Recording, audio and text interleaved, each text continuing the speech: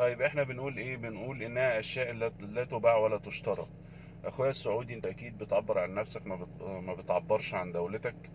واخويا الفلسطيني، طول ما مصر على الساحة انت ما تقلقش من اي شيء، فاحنا واقفين جنبك اجلا ام عاجلا، احنا في ظهرك.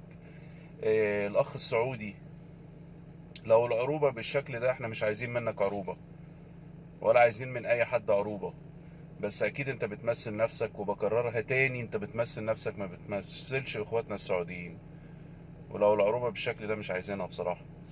فلسطيني، أنت تعرف وين إسرائيل؟ روح لإسرائيل وحل قضيتك يا عزيزي، هي قضيتك وأنت الوحيد من يقدر على حلها.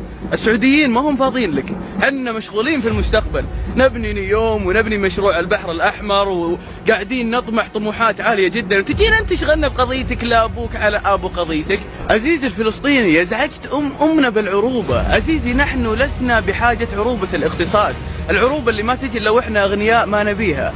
عروبتكم هذه كلام فاضي، حل قضيتك بنفسك، حنا مشغولين بمستقبل جدا جدا